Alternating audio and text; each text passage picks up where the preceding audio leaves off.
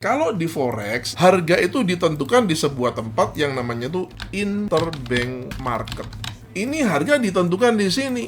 Di interbank market ini apa nih? Interbank market ini yang main adalah bank-bank besar. Contohnya apa? JP Morgan, ya, Morgan Stanley, apalagi UBS, apalagi Deutsche Bank, Citigroup, HSBC. Transaksi-transaksi yang ada di sinilah yang menggerakkan market forex nih. Mereka ini trading pakai dua platform. Platformnya itu namanya, satunya itu adalah EBS, satunya itu adalah Reuters Thomson. Ini adalah platform yang dipakai di market interbank market. Nah, di sini retail tuh nggak bisa masuk. Transaksinya gila banget. Satu kali transaksi aja bisa sampai 5 juta dolar minimal. Itu sekali transaksi. Retail nggak bisa masuk sini. Nggak punya duit dia di sini. Ya, teman-teman ya. Ini yang namanya real market nih. Ada supply and demand yang real. Orang berjual beli di sini. Bid ask-nya ada di sini semua. Ini untuk forex ya, teman-teman. Kalau untuk forex, retailnya itu main di derivatif, di CFD-nya gitu. Karena dia main di derivatif, di CFD-nya, maka dia tidak mempengaruhi supply and demand yang real, which is tidak menggerakkan harga. Harganya digerakkan di mana? Ya di sini ini. Harganya ditentukan di sini, di interbank market ini gitu.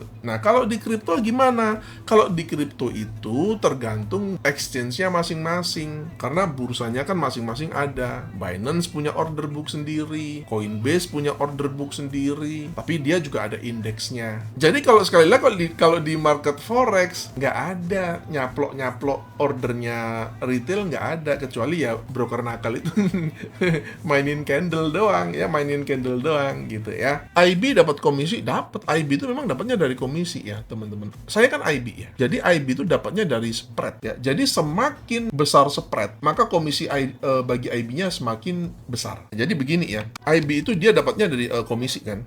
Ya, dia dapatnya dari komisi. Nah, komisi ini datangnya itu dia dari spread. Of course, IB itu dia pentingnya volume trading ya.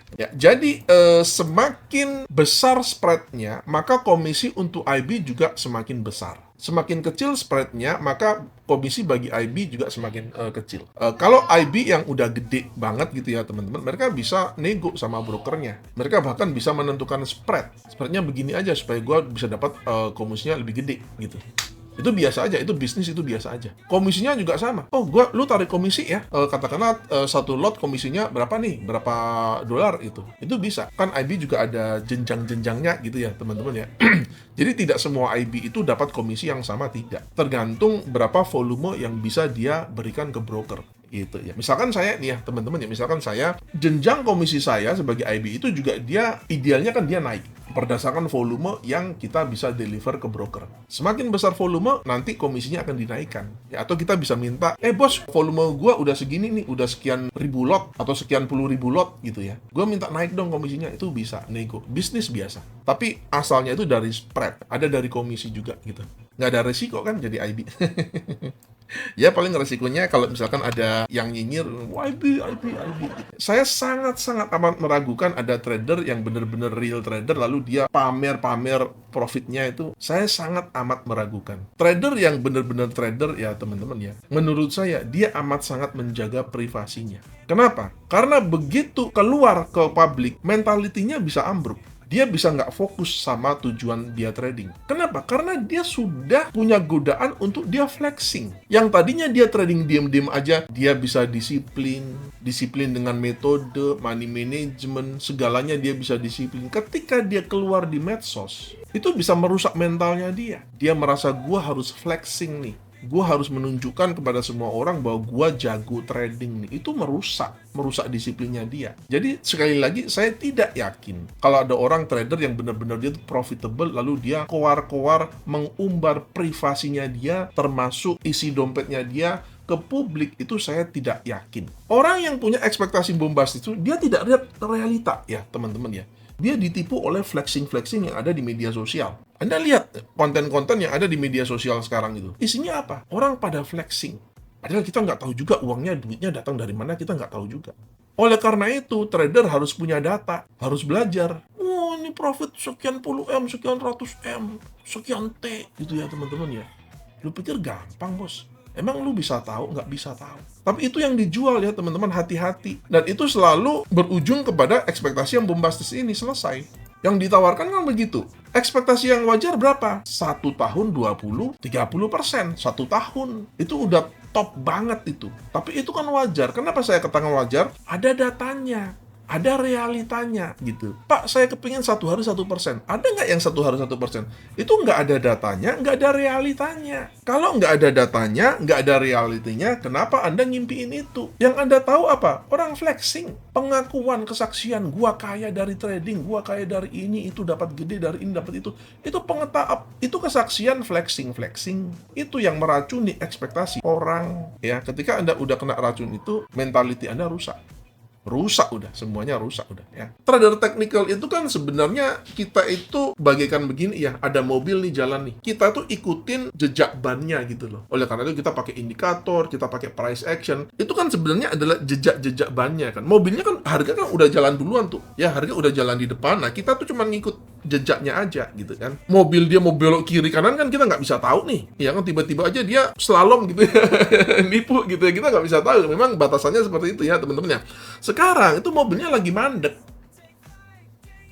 Ya, mobilnya jadi mandek juga. Jadi jejaknya juga mandek gitu loh. Kita nggak tahu mau kemana untuk goal sekarang ini gitu ya. Nanti kalau mobilnya udah jalan lagi baru kita jejaknya kita bisa ikutin lagi gitu loh. Dan kalau misalkan Anda mau ya Anda bisa meramal gitu ya. Oh, kayaknya dia bakal putar balik nih atau kayaknya dia bakal ngegas lagi nih. Nah, itu namanya tapi meramal. Saya tidak begitu ya, teman-teman. Saya tunggu aja. Kalau misalkan nanti dia mobilnya gerak lagi, jalan lagi lurus ya saya ikut. Kalau putar balik ya saya ikut belok gitu ya, teman-teman ya.